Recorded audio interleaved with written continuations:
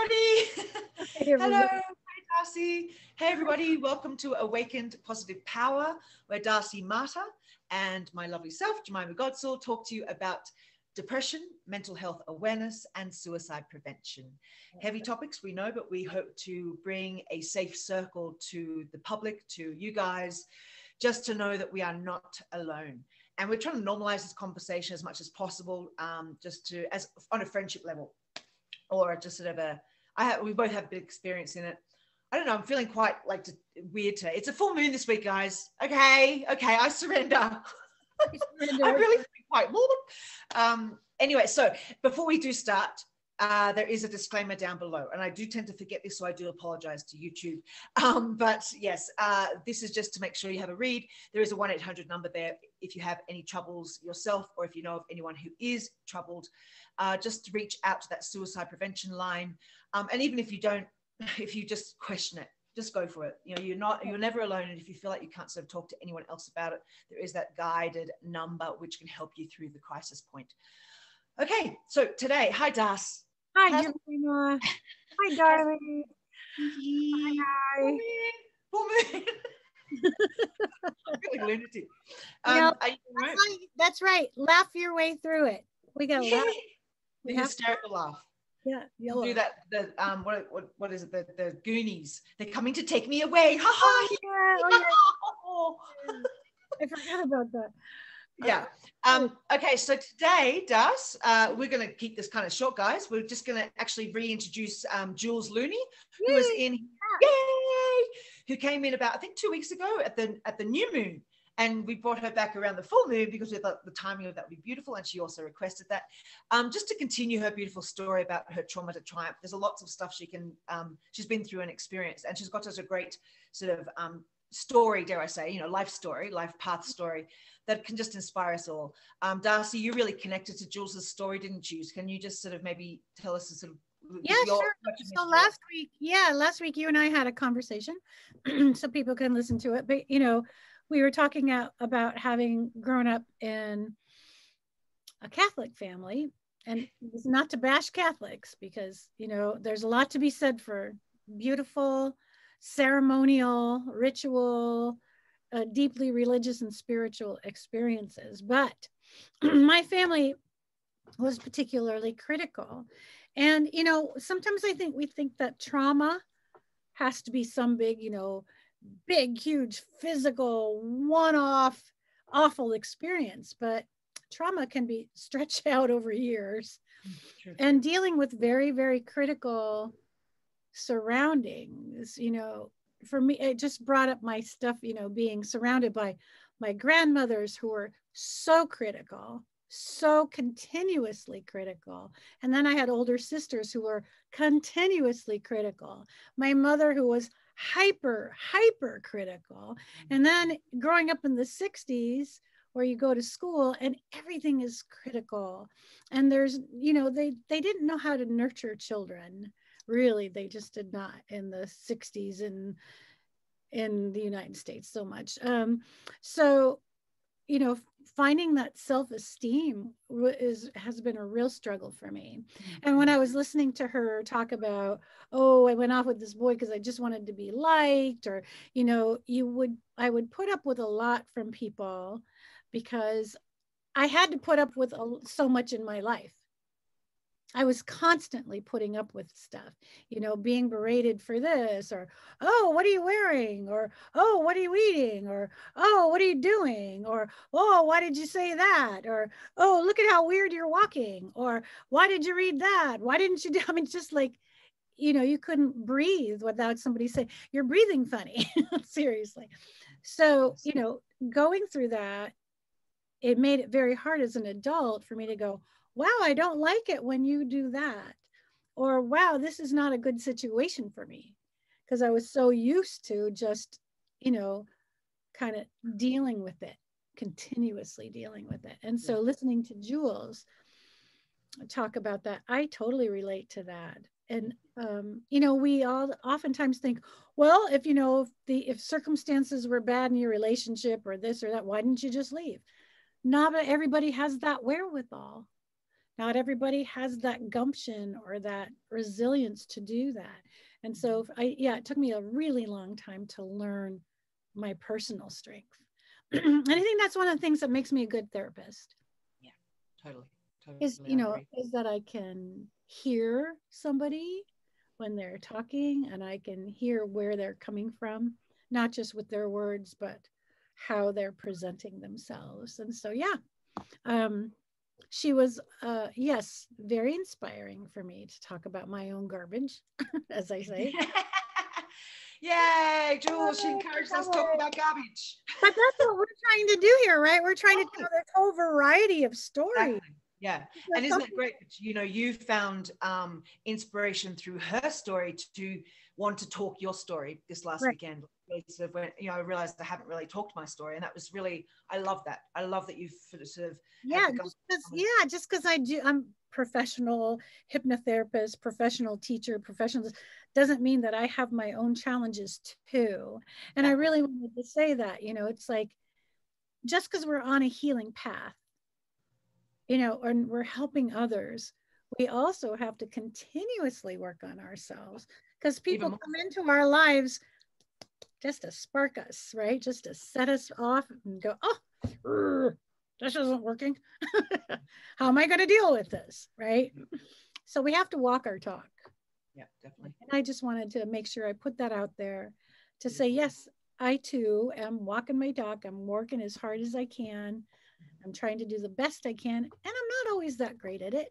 Yeah, it gives everyone, including therapists and healers and light workers and your everyday person, a license to be human, and that is to make mistakes on this crazy path we're on, people. Right. Nobody's perfect, and if we were perfect, it would be pretty boring. So on that note, let's bring in, she's not going to like that introduction. On that note, Jules, yay! Okay. He's perfectly imperfect, just like perfectly imperfect. I'll bring her in. She's going to see this. She's going to watch this. She's going to go, Jemima, Darcy. Okay, here we go. All right, everyone. Here comes Jules. Wonderful Jules. Jules, are you there, my lovely angel? Hello. Takes a little while for us to connect. Hello. Yay! Hi, beautiful Jules. Welcome back to Awaken Positive Power. So good to have you again, my love. So good to have you. We're just having a little giggle because we kind of introduced you in regards to being perfectly imperfect. So rewind this and have a look at it. And I was going, she's not going to appreciate this one. But anyway, so love it. Yeah, it was a good setup. Thank you again for coming, my love. You remember Darcy, of course, and we're so glad to share this space with you and have you tell your story or continue your story on this couple of eves before the full moon. Yay! And just continue your tale of trauma to triumph. So jump back in there, Jules. So great to have you here. Thank you so much. It's such an honor to be here. I was thinking about what to share tonight and where to go with it. And I was thinking about going 2 different routes. And then I sat down and I grounded just now, and I was thinking about the energy of the moon coming up now. And I am feeling like discussing the topic of forgiveness. Wow. Okay. Goosebumps. I gotta tell you, Jules. So Jemima and I did a conversation last week about my own stuff, because a lot of what you were saying, I totally related to, having been brought up in a Catholic family and very critical family and etc. And so this week, all the planets and everything, I've had some family members come back into my sphere. And so forgiveness is a theme for this week for me. Beautiful. Thank so you. Perfect. No such thing as coincidence, people. No such thing as coincidence. No such thing as coincidence. I hear your voice all the time say that. Beautiful. Yeah, wow. Especially when it comes to family, to acceptance. Full moon, I've been working with the moon energy and facilitating circles, and am always offering space to help people let go of something that no longer serves them. And there, it can be so difficult sometimes. It can be such a challenge. And so I dig down into that challenge and try to find what it is that makes it so difficult to let go of whatever it is, the past in general, past relationships, where times when we've been hurt by other people, when we've hurt ourselves, anything at all, when we don't like what's going on in the world. And so to be able to find forgiveness is key to letting go of any of that. And it can be so difficult. And so diving deeper into that, I've asked myself, well, what can help me find forgiveness? How can I forgive other people for ways that they've harmed me? And underneath all of those questions, I find the necessity to first forgive myself. Yeah, that's right. That's right. Too true. Too true. It just feels so important. And so when I really get down to it, and I think, how can I forgive myself? There's a few tools that I use, and then I'll expand upon that and forgiving others and relating to other people. And it's there's no separation, right? It all begins within. And I truly believe that it is not possible to forgive someone else for an experience that we've had together if I can't forgive myself in that situation first. And so what I'll do is I'll go back in time and I'll find the version of me, the version of Jules that perhaps made a mistake or was presented with this challenge and maybe made the wrong decision or took the wrong step or didn't. More often than not with me, it's I didn't set a boundary. I didn't listen to my heart. I wasn't true to myself. So many moments before the last couple of years especially was an inability to say no, an inability to speak my truth or to express my truth out of fear for hurting someone else. And so I'll dive into those moments and I'll have a conversation with myself and I'll dive into my heart and I'll ask myself, like, what actually happened here? And what did I need then? So this process of it's inner child work, I suppose, is truly what it is. Inner child, inner young adult, and finding healing for those moments. And I've found so much ability to release when I can ask myself and find an answer to what did I need to hear then? What was I missing? What was it that I didn't know then that I know now? And I can share that insight that I've found in more recent years through all of my healing work. And I share that with the 12-year-old version of Jules, who wasn't able to say no to that boy that one time, or the 18 to 24-year-old Jules, who she didn't love her body because she felt like she needed to look like someone else or to be presented in a certain way in order to be loved or to receive whatever relationship I was interested in. And so I go back there and I let her know that she is so worthy of love all along, and that it is okay to say no. It's okay to be strong. It's okay to disappoint others. And most importantly, I am not responsible for the way other people respond to me expressing my truth. That's the biggest one. You know, being an empath, like all of us are, I think it can be so difficult, and we can take on so much responsibility and carry the weight on our shoulders, feeling like I've broken someone's heart, or I've done someone wrong, or I've put this person in this position where they are sad, and when they feel anger, and I hate to cause those problems, but truly I'm not the cause of the problems. Other people respond however they will, and my sole job is to express my truth in those moments. And so all of those challenges, all of those experiences where I feel maybe a little shame or regret, I can shine light on those experiences and put a new story to them and turn them into opportunities to do differently next time. Beautiful. Yeah. That's a great way to look at it, to say, I'll just do differently next time. It's not even about doing better. It's about doing differently. Sometimes we, again, we get trapped in judgment space of good and bad, or, weak or strong. And it's really just, I'm going to do it differently because that didn't work for me. And, okay, I learned it. I embrace it. and I'll do it differently. Yeah. I think to what you're saying, Jules, if we forget that we can rewrite our story, you know, and the power behind changing our script today, right this second. Like, you know, we don't have to live in that storyline anymore. And I think that we, as a general, you know, humanity, we forget that we have that power over our own storyline. And that's so beautiful when you remind that of yourself. You go, holy mackerel, I can change it all if I want to. So yeah, beautiful point you brought up, Jules. Absolutely. Thank you. Thank you. Something that this brought up, what both of you have just said, is I'm reminded of Kat Stanley when she's invoking the directions. She's one of the beautiful facilitators of the ceremonies, one of which the Jemima and I met in Arizona. And when she is invoking the guardians of the South and the fire, the animal spirit of that direction is the serpent. And what she says, I might butcher it, but it's something along the lines of, I shed my past like the serpent sheds her skin. And that always reminds me that I am not my past. I'm not connected. I'm not attached to any of those. Yes, I am so grateful for my past and all of those learning experiences that made me who I am today and helped me to find the strength and the courage and the fresh perspective of who I am and what I'm capable of. But at the same time, it's not me. I don't identify with any of that. And how beautiful that today I get to wake up and be someone entirely different. I get to be whoever I want to be without any attachment to any of that. Yeah. So beautiful. Yeah. It's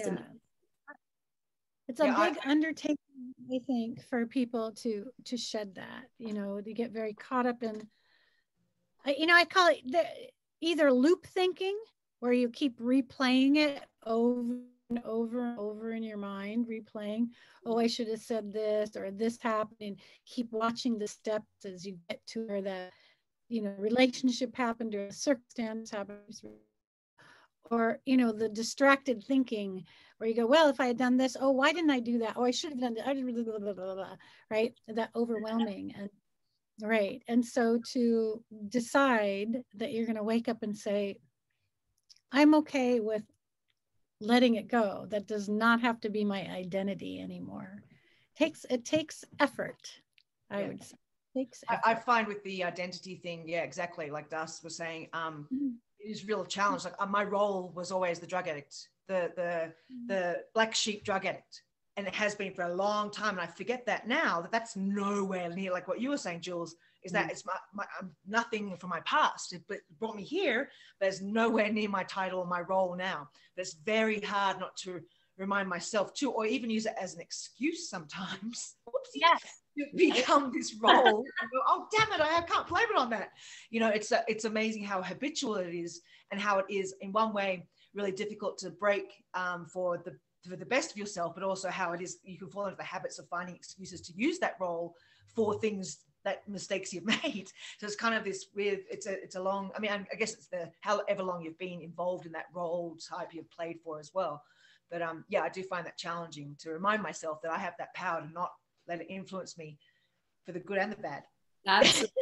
Yeah. So that's one of the tools we put in our toolbox when it comes to our healing journey, is that reminder.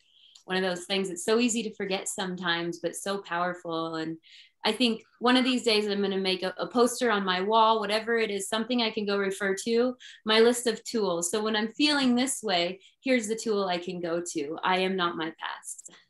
My identity is not the experiences that brought me to this place. That's what made me stronger. Yeah, and right. those are the patterns that I'm here to break in this life cycle that I'm in now, in this carnation. Mm-hmm. Beautiful. What an opportunity.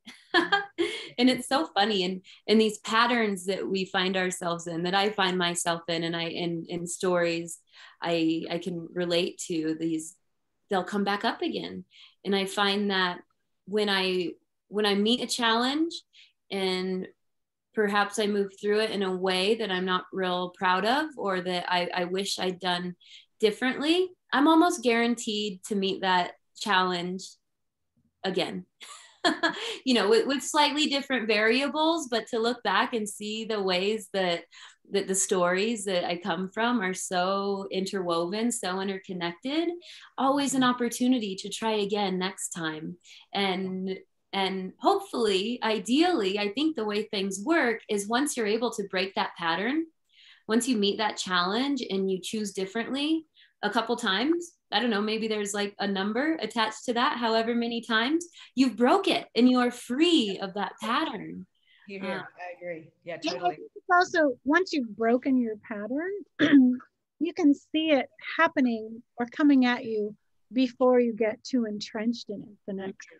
Yeah. And then the choices you make prior to things is what makes you stop and be more mindful, as opposed to maybe be impulsive or, you know, maybe being self-centered or to give it away or whatever your issue is, you know, and you start to see your own patterns happening before you get into creating a situation for yourself. And so I think that's also part of breaking it, right? Totally.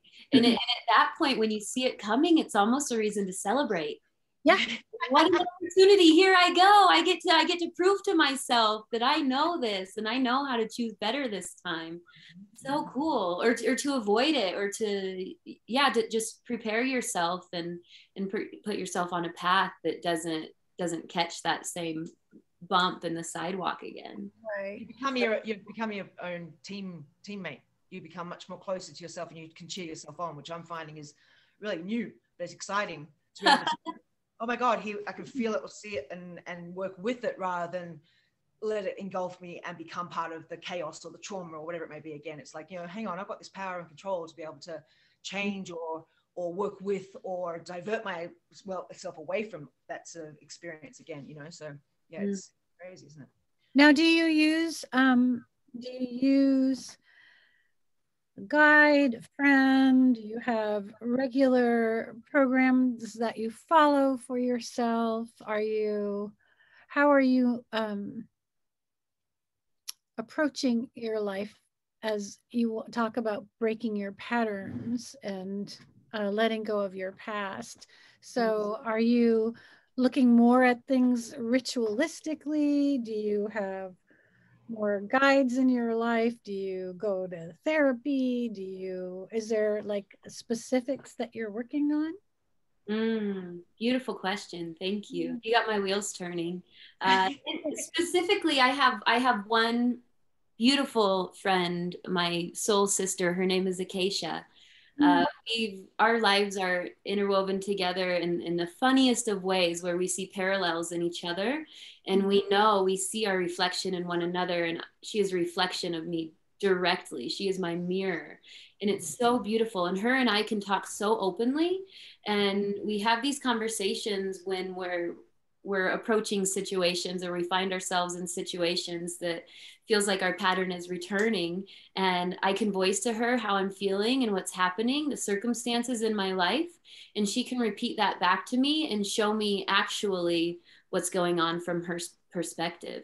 And it's so beautiful. And we'll sit and have these intentional conversations to help each other see ourselves and see one another more clearly, and it is so beautiful.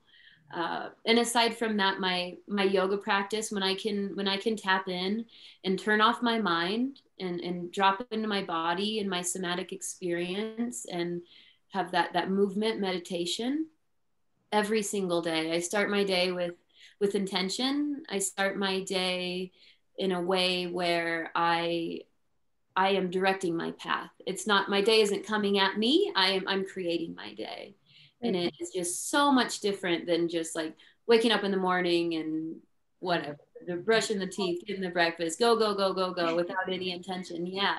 And so it's just so beautiful. And the power of that it's undeniable. I've gone through phases in the last, I'd say 3 or 4 years since I really realized how important my morning routine is, where I've fallen out of it. And I've made excuses, and I've found myself blaming others because I'm devoting my time to someone else. I don't have the energy. I'm giving myself away to someone else's dream or supporting another person. And and all of these excuses and you know, projecting it on other people, it's just not true. I know that it is my responsibility and it is always a choice. And every time I lose track of it, I go back to that toolbox and I remember, oh yeah, my morning routine, so important. And I bring it back in and it's like night and day.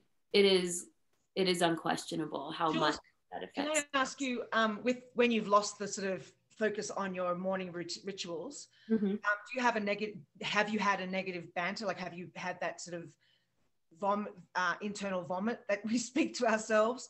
And if so, not of course, if so, like, how have you broken that to help you maintain your well-being with this awareness, how you're living your life now? Like, how have you sort of, the vomit, the internal vomit that we have for ourselves is so harsh and so violent sometimes, Mm-hmm. with something as simple as a morning ritual, but we understand how important it is, hence why it's so dramatic, the internal trauma, negative voice. What do you do to combat that? To combat it. So the first question, yes, I do that. I've got that internal vomit. Absolutely.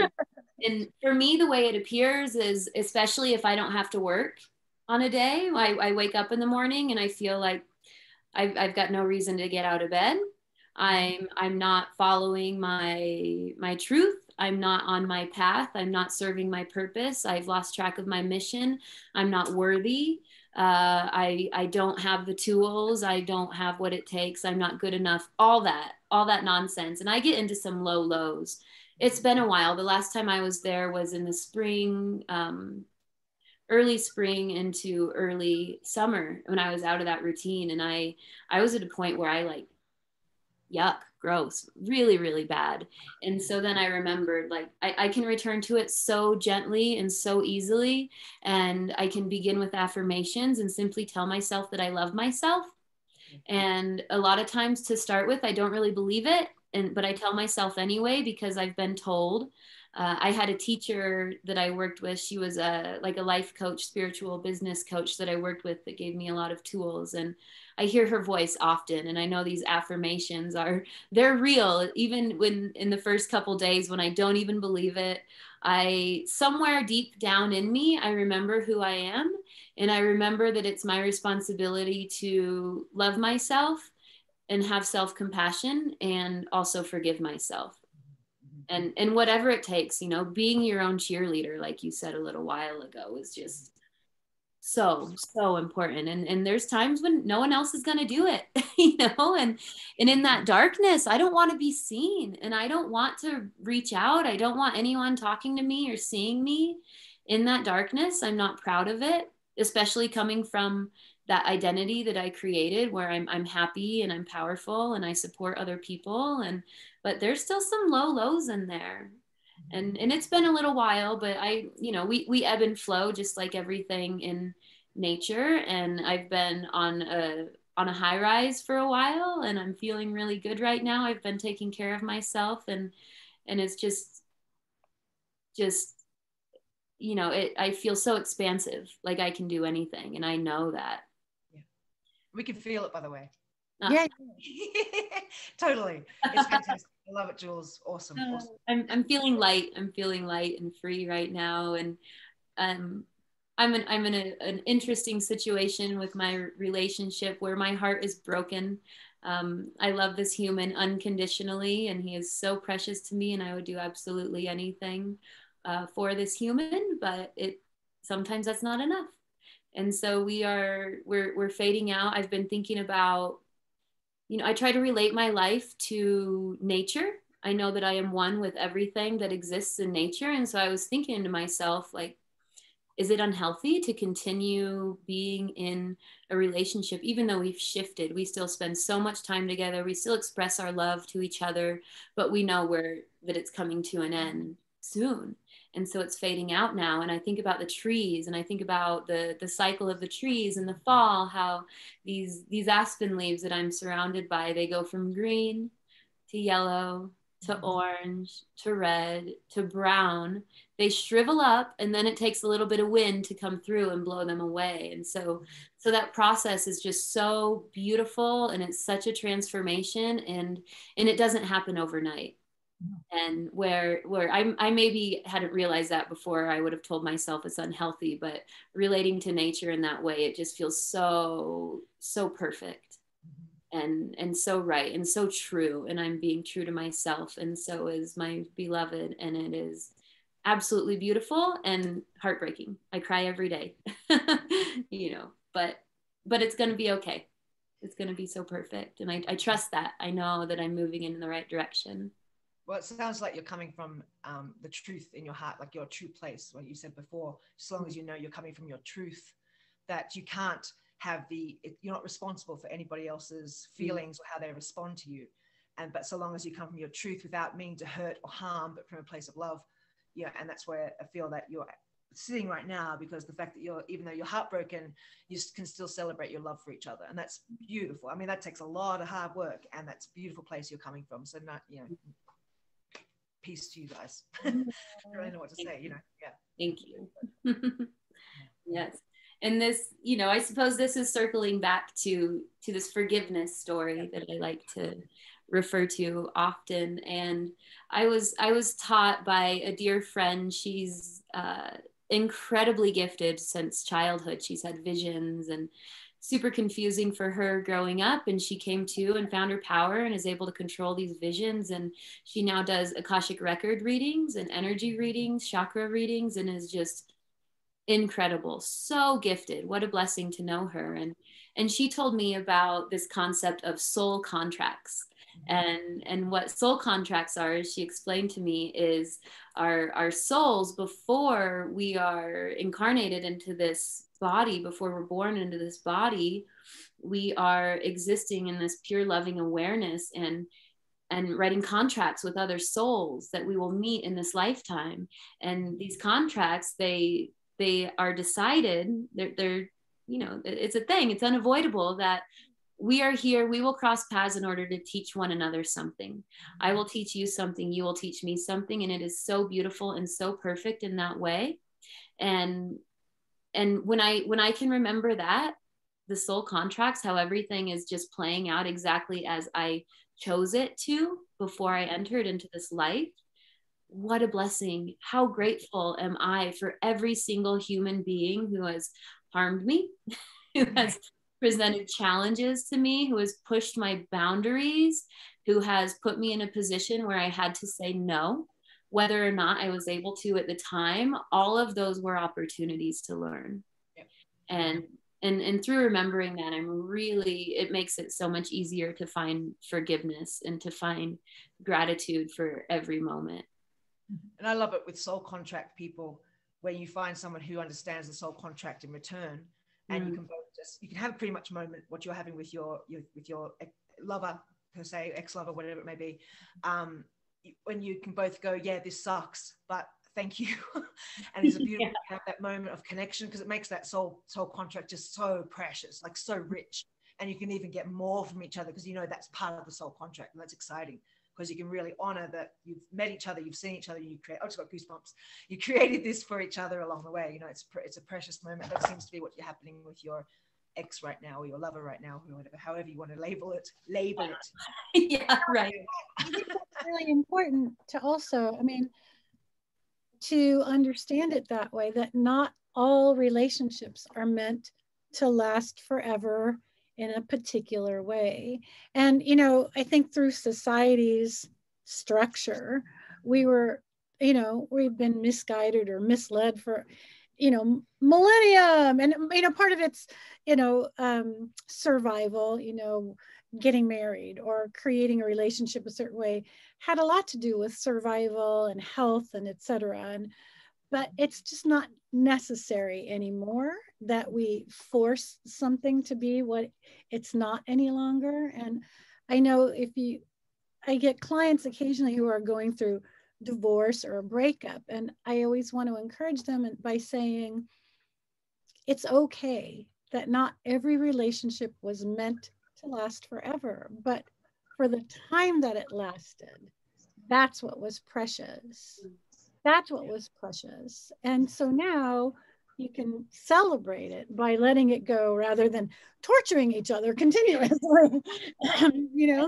And I have losing. to say, I wish I knew that a lot longer, like a while ago, with some of my relationships. I wish I was aware of it. Oh my gosh. Remember those days? Right. Yeah. Yeah. And with careers too, I think it used to be so common that you find your career, your job, and you stick with it for the rest of your life, or else you failed. Right. Yeah. Yes. I know that's exactly the pressure we put on people. Getting a divorce, it was like, oh, you failed. Getting, breaking up, again. Well, really, Yep. can't you find the right guy, or can't you find the right person, whatever. Yeah. And it makes the person feel like there's something wrong with them. But in actuality, that's not necessarily what that relationship was meant to be. It was meant to be what it was, and for the duration that it was, and get rid of all the pressures. They are really unnecessary. It really takes the magic away when we keep dumping on each other. So it does, doesn't it? Right? Yeah. Without all those relationships or trial and errors, where would we be now? Like, we wouldn't have been able to get to the next step, or the next thing, or maybe that one, or the next part of your life, the step in love or career or whatever it may be. But I mean, we couldn't do it without all those hiccups along the way. Hiccups. I'm even using social terms like me. Like, it's not a hiccup, it's a beautiful celebration. So I always say, through the darkness comes the light, and that's so true. It's like, without all those experiences and life lessons, will we be where we are now? I wish we celebrated it more, though, as a collective, as a human race, as a human species. I wish we celebrated the failures more. Right. We celebrated more, because then we'd be able to, I don't know, it wouldn't feel so, as you were saying, Das, like there was something wrong with us, or that I'm so sorry. It should be like, okay, well, let's pick yourself up and let's go forward again. Nice work with that one. Encouraging each other more, bringing each other down, I guess. It's that media, that goddamn media. Right. Yeah. Yeah. Let's change that. Let's start it. Yeah. We are. Hello. We're all doing it. Right. Yeah. To treat it, life is a ceremony. Every aspect of life is a ceremony, and everything in life, again, comparing myself, relating to nature, everything dies and is born again, and it has a life, and then it dies, and then it serves new life, and it blossoms as something new. And how beautiful is that? What a thing to celebrate. Rebirth, the opportunity to be reborn and to start fresh and new, and decide today who I am and what I will do and who I will be and who I will surround myself with. Opportunity after opportunity. And it's just so beautiful. Yeah, that's really the relationship to the self, getting that intact first. Yeah. And then all those outside relationships kind of feed into that, and they help you grow. And then when you release them, you grow further. So the next one that comes in, it helps you grow. And then, you find that symbiosis with the other person. Absolutely. Yeah. Can I ask you, what is the biggest lesson you've learned from self-forgiveness? Well, just an easy little question. Just a tiny little booger of a question. I think the key to freedom and the end of fear, the end of moving myself in a direction or averting myself from fear rather than being guided by it, because my greatest fear in life has been hurting people. And in hurting people, I get down on myself, and I feel shame and regret and all of this. And if I can forgive myself for hurting people, again, I'm just expressing my truth and being true to me, and however they respond, if their feelings are hurt because of a relationship we had that came to an end, it's nobody's fault. There's no fault involved. I don't believe in that word fault. Whose fault was it? I don't like that one at all. No. So partnership always, isn't it? Like, no matter what. Yeah, weight lifted. It's just incredible, and it feels so free to take the weight of other people's suffering off of my shoulders, and to not feel responsible for that is just like, it's expansive. I literally can feel my heart being so much more open, and in those moments when I'm drawing a line and when I'm setting a boundary, I am showing love. I'm showing love for myself and for the other person. And if I'm not setting that boundary, I'm being dishonest to both of us. It's not just the other person or me I'm being dishonest with, but it's the entity that we are together, and it's not fair for anyone. And it's crazy. And Jules, if you met someone who is like in a bit of a crisis point in regards to forgiveness or acceptance, self-acceptance, what would be a key tool you would give them in regards to finding that first step towards self-forgiveness, self-love, self-awareness? That self-love. Another easy question. Yeah, another tiny little baby question. Yeah. Give you a tiny. Sorry, my love. I know you got this, girl. I know you got this. Oh man, I think I believe for me, I know everyone has their own individual healing journey, and all we can do is offer space and offer what works for us, and hopefully it resonates. But for me, that self-love, some sort of ritual, some sort of practice. I have an oracle deck called Sacred Self-Care. I can go to that deck and I can shuffle it up and draw a card, and it gives me how I can take care of myself today.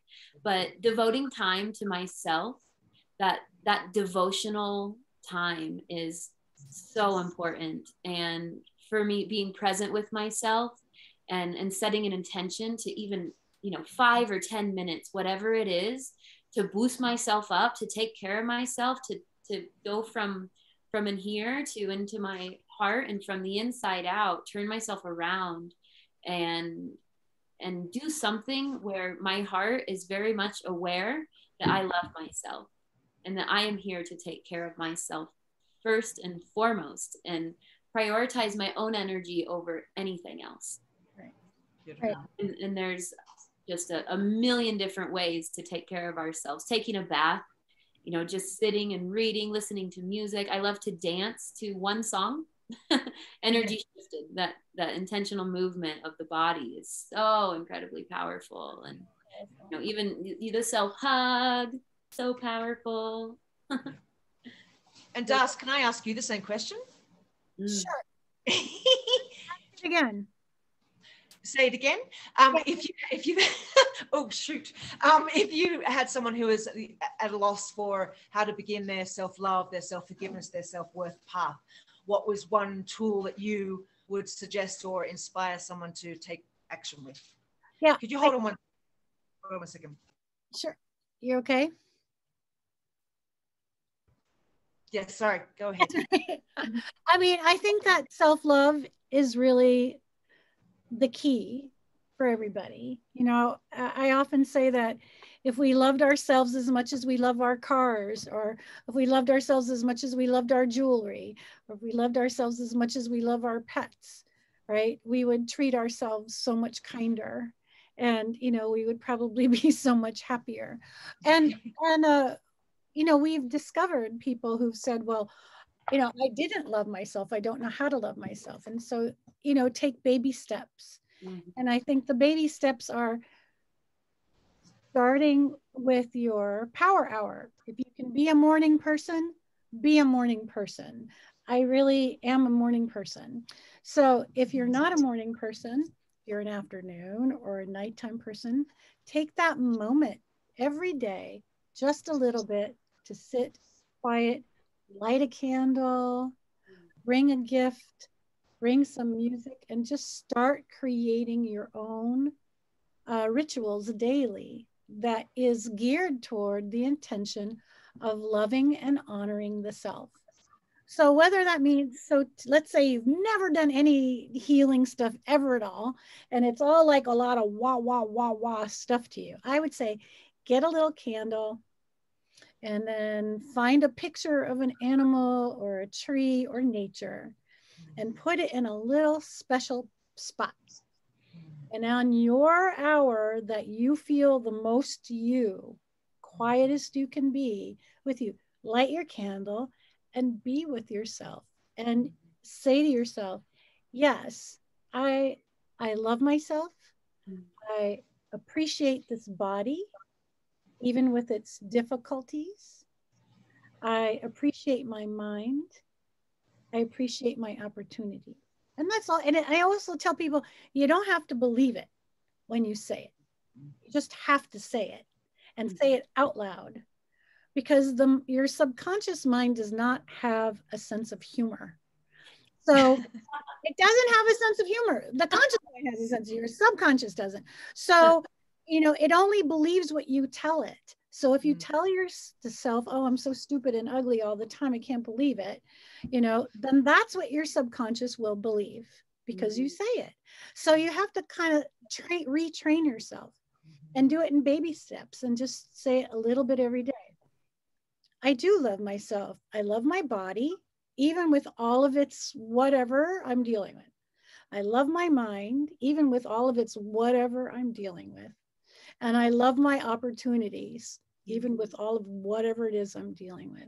And you just go in baby steps and baby steps. So that's the first way I would have someone start to learn self-love. That's the first way. And then I would, No, I was going to say, ladies, I've taken good notes from both of you. Thank you. Oh, okay. And then after that, you'd start to teach someone, hopefully, or you suggest that person learns meditation. You get them into, also, I love dancing. If my mood is black, which it's been over the last 2 years, occasionally, I have my go-to music, my playlist. And when no one's home, I'm an animal. Right? You got to break your trance. We're in a trance. We're in a continuous trance. Oftentimes the trance is not a good trance. So let's put ourselves in a good trance. Let's go out of the bad trance, go into a good trance. And you have to consciously choose to break your trance. Yeah, you have to consciously choose to say, all right, I have been practicing this negative thought process and practicing this negative behavior. I'm going to choose now to try to practice or begin to practice a positive thought process and a positive behavior. And the great word here is practice. That means I don't have to be perfect because I'm practicing. So I can practice every day, right? If I'm ever going to be an Olympic star, I got to practice. So yeah, just a little bit every time. That's the way I would first start it. Beautiful. Yeah. Ladies, powerhouse to you. Both awesome. My loves, I know it's that kind of time. Jules, I could have you Darcy and I could have you every week, we swear, but sorry, we've got other people in the world we need to interview. We can ask you back again. We can ask you back again, I'm sure, because I'm just really wonderful to talk to, and you've got such a inspiring, your story is inspiring, but also your thoughts and your guides and your words and your tools are just great for everyone to hear about. So yeah, and your energy is so your energy is beautiful. And I'm really, really proud because I know you quite a bit, and I'm really, really proud to feel your energy right now, sister. Like, awesome. Kudos to you. I know it's been a struggle to get here, and I love that you're owning your heartbreak, but you're celebrating this step forward in honoring this a relationship or what happens in life. Like the plants and the trees, we evolve, we have to die to come through to life again. And that is so beautiful that you're going through this with your partner, whatever we want to label it, and congratulations to that. And thanks for coming again. And Darcy, are you going to do something wonderful? Yeah, pull the card, a little meditation. What's your choice? Well, I was thinking, why don't we do a meditation together? Yes. Yay. Is that okay? Does that sound good? Absolutely. All right. I want to do a meditation.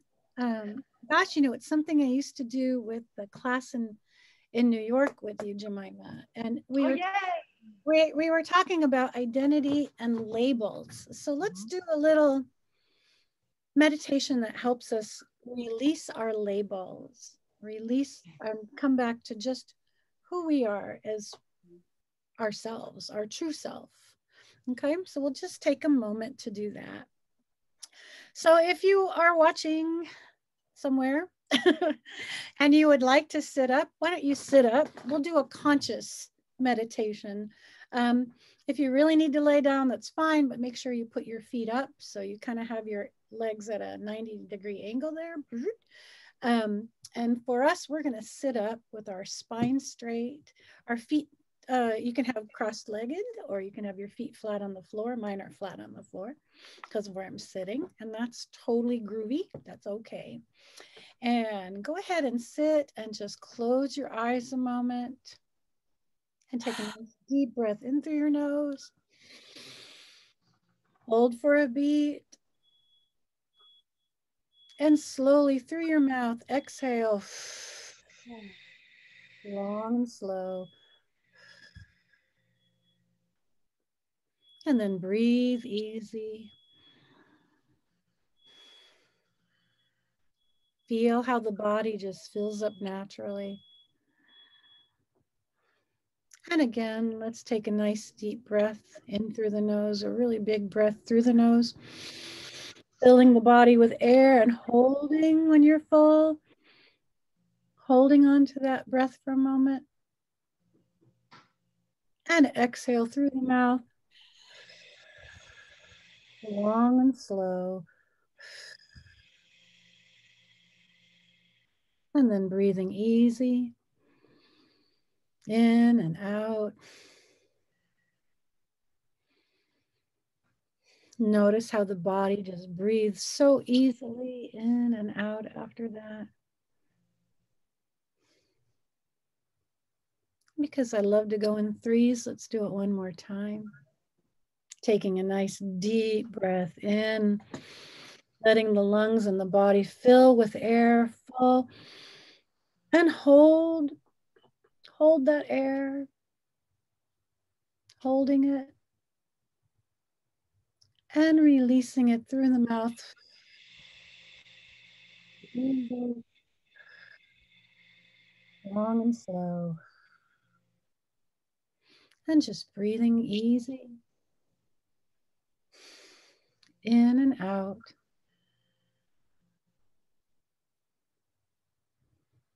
Remember, the key to life is all about the exhale. Breathing in and breathing out. All about the exhale. The inhale comes naturally when we allow ourselves to exhale.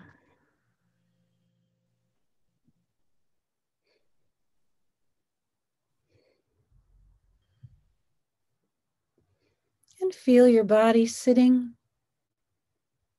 in its space.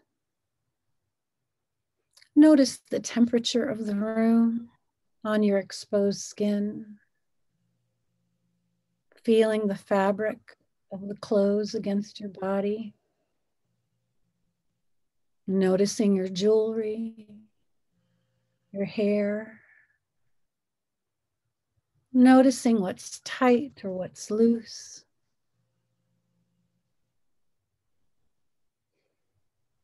Feeling your body in your clothes. Feeling your body in your room.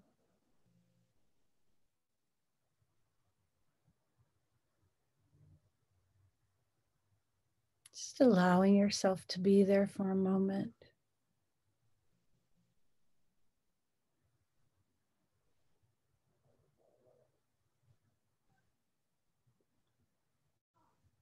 And for just a moment, I want you to visualize yourself standing in front of yourself. Let yourself see yourself standing a little ways in front of you. Just standing there. Be kind. Be compassionate. See yourself standing there. Relaxed and easy.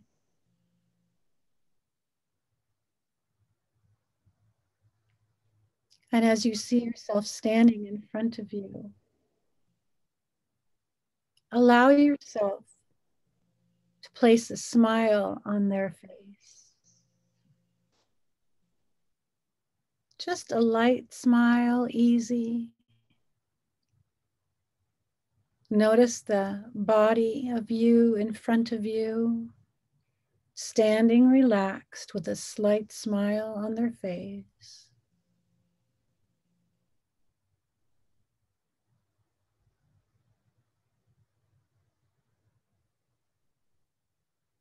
And easy and gently just say the words in your mind to them. Say, I love you.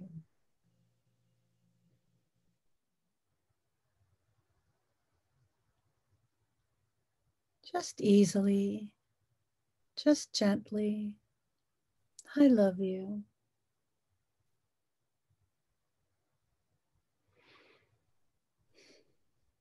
And now allow this vision of yourself to walk towards yourself,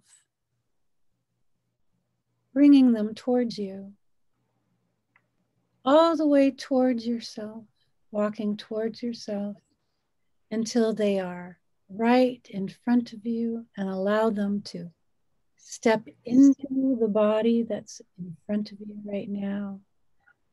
Feel that vision of yourself stepping into you as you sit there. Feel that body blending with your body, bringing yourself into yourself. Feel yourself settling into yourself.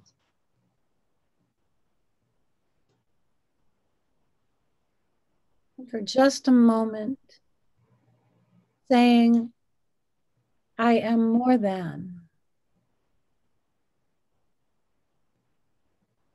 I am more than.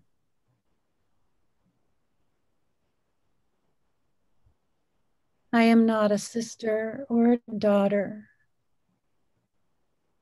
I am not a friend or a student. I am not a teacher or a healer. I'm not an ex-addict or an ex-lover. I am not smart or beautiful. I am not ugly or stupid. I am more than all of these things. And whatever label you've been carrying, you can decide to release that now. What label have you been carrying that you can let go of now?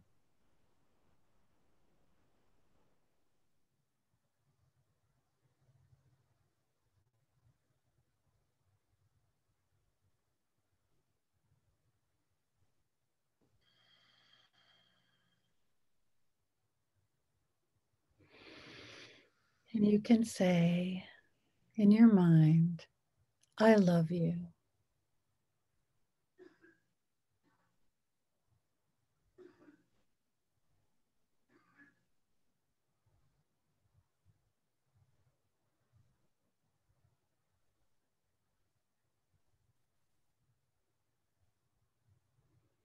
And when you are ready, you can open your eyes.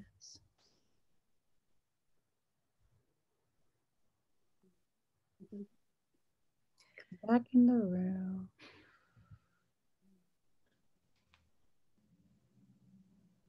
Thank you, Darcy. Thank you. Thank you, Jules. My beautiful angels. Fantastic. What an honor it is to be with you both right now. Yeah. Bring a tear to my eye. Thank you so much. Jules, thanks again for coming. You're amazing. I love you. Thank you for your wise words and your inspiration. Absolutely beautiful. Thanks. Darcy. Of course. Bless you, my Girl. We love you. Hey, everyone. Positive Power. Thank you for coming. Don't forget to like, share, subscribe. Love you guys. We love you. Peace out. Thank you, angels. Thank you for being here. Thank you. I love you. Take it easy. Bye.